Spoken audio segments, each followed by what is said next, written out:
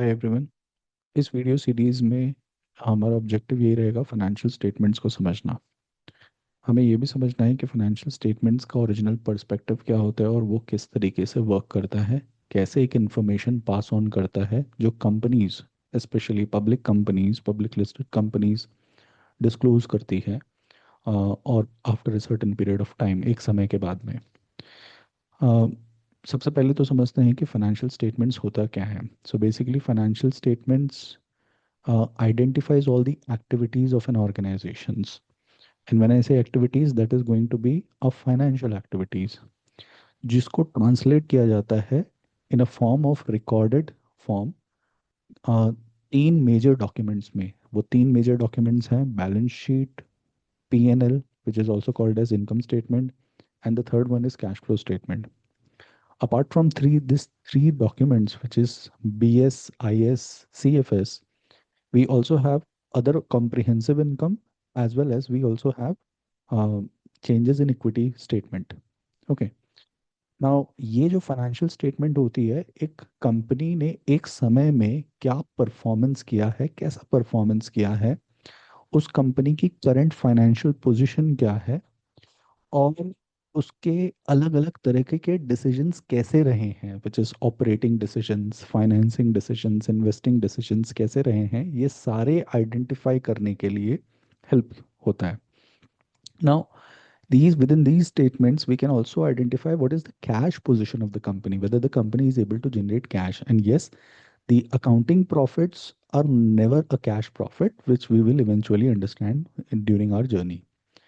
Now this statements also helps us to provide information to internal and external users of financial data, which is basically internal users कौन हो सकते हैं, जैसे management हो गया, जैसे एम्प्लॉयज हो गया, and up to an extent even board of directors भी हो गया।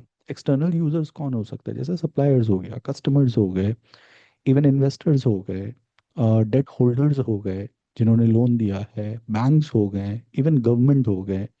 Again, when I say government, that means income tax department who would be looking into that. And many cases, when we are talking about large organization, especially जैसे state bank of India या HDFC bank हो गए, government भी उनकी के नज़रों में भी वो रहते हैं, क्योंकि they are kind of too big to fail kind of companies बन जाती हैं वो।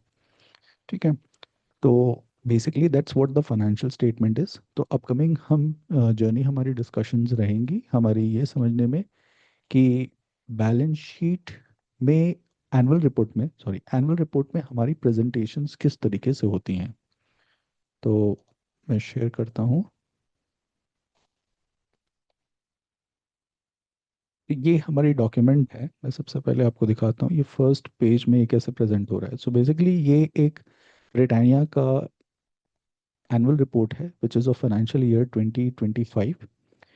ये आपको ब्रिटानिया की वेबसाइट में मिल जाएगा। इन्वेस्टर्स रिलेशन के सेक्शंस में एनुअल रिपोर्ट आप सर्च करेंगे तो करंट रिसेंटली फाइनेंशियल ईयर 25 का मिल जाएगा। जैसे हम पेज डाउन करते हैं तो आप देखिए इसके कंटेंट्स में स्टैट्यूटरी रिपोर्ट्स, फाइनेंशियल स्टेटमेंट्स।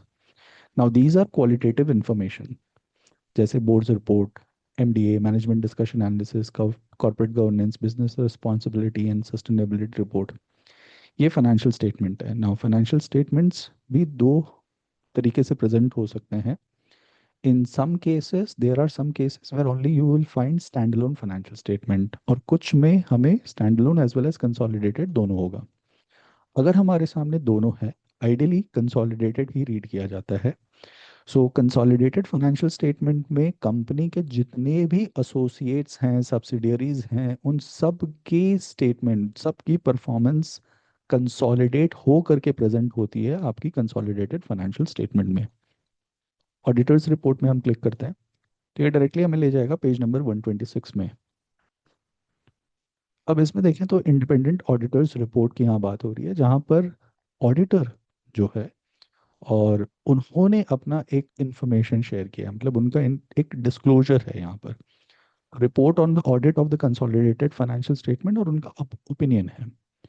और यहाँ पर वो अपने डिटेल देखते हैं कि उन्होंने क्या ओपिनियन क्रिएट किया है आफ्टर परफॉर्मेंस, उनका बेसिस क्या था ओपिनियन बनाने का, और की ऑडिट मैटर्स में जैसे क्या हो गया, हमारा रेवेन्यू रिकग्निशन हो गया, लिटिगेशंस हो गया, एंड अगर हम और आगे जाएं तो और भी कई सारे मैटर्स यहाँ पर हमें दिखेंगे। तो ये एक स्टार्टिंग पॉइंट हो सकता है आपके लिए रीड करने के लिए कि ऑडिटर का क्या कहना है after doing the audit and signing on the documents at the as the auditor. So now I am using page down and giving you the final name over here. So about 3-4 pages का ये एक auditor report आपके सामने में होगा. So for Walker and Chandiok and Corporation LLP, यहाँ पर आपकी इंफॉर्मेशन दी हुई है जिन्होंने भी साइन किया हुआ है as auditor, and place and date everything is mention. ये हो गया हमारा ऑडिटर रिपोर्ट। जैसे ही हम ऑडिटर रिपोर्ट को एंड करते हैं, स्टार्ट हो जाता है हमारा फाइनेंशियल स्टेटमेंट्स। सो हम देख रहे हैं यहाँ पर कंसोलिडेटेड बैलेंस शीट, फिर हम देख रहे हैं कंसोलिडेटेड P&L, फिर हम नीचे जाएं तो हमें दिखेगा यहाँ पर consolidated statement of changes in equity. जैसे मैंने बोला कि apart from those 3 statement, balance sheet, P&L, cash flow statement के अलावा भी और भी है स्टेटमेंट। तो ये हो गया चेंजेस इन इक्विटी, ये फोर्थ स्टेटमेंट। और इस इस स्टेटमेंट में हमारे यहाँ पर पांचवा स्टेटमेंट जो हम कह रहे थे, अदर कॉम्प्रिहेंसिव इनकम, यहाँ पर ही इंक्लूडेड है। इसमें कोई सेपरेट हमें नहीं दिख रहा है कि यहाँ पर सेपरेटली प्रेजेंटेड है as a other comprehensive income as a statement. जब आप कोई ग्लोबल कंपनीज को अगर आप पिकअप करें, जैसे उनके लेट से यूएस बेस्ड कंपनी, उनके 10K रिपोर्ट्स होते हैं, तो 10K रिपोर्ट्स में आपको दिखेगा बैलेंस शीट, आपको दिखेगा, आपको इनकम स्टेटमेंट दिखेगा, कैश फ्लो स्टेटमेंट, सेपरेटली आपको OCI दिखेगा, अदर कॉम्प्रिहेंसिव इनकम। एंड जैसे यहाँ separately statement of changes in equity है, वैसे भी प्रेजेंटेशन हो गया। तो समझते हैं कि exactly balance sheet, P&L and cash flow क्या है। ये तीन मेजर स्टेटमेंट्स हैं हमारे लिए।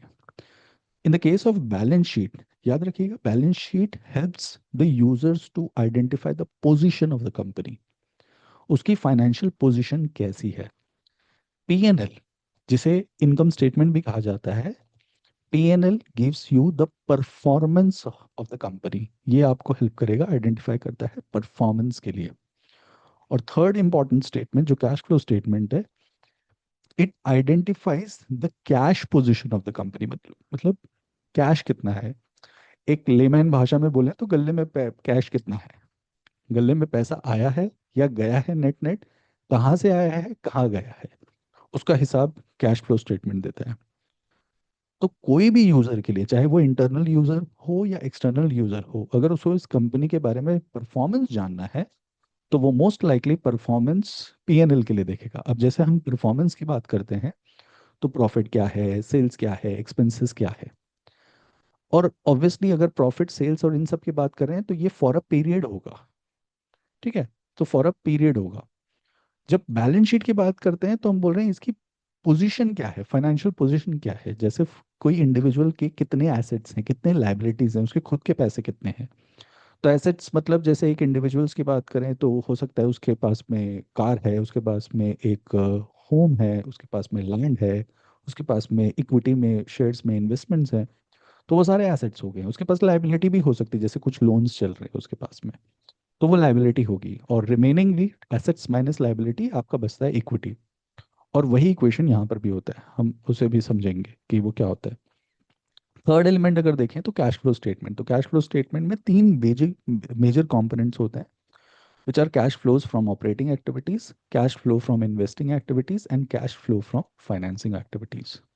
तो तीन अलग अलग sources of finance, sorry sources of cash और द एप्लीकेशन ऑफ कैश। तो कैश कहीं भी लग सकता है, जहां पर भी एक्टिविटीज लग रहे हैं, जहां पर भी पैसा जा रहा है या आ रहा है, वो या तो ऑपरेटिंग में होगा, या तो इन्वेस्टिंग की कैटेगरी होगा, या तो फाइनेंसिंग। सो इधर of this three it is going to happen. Okay.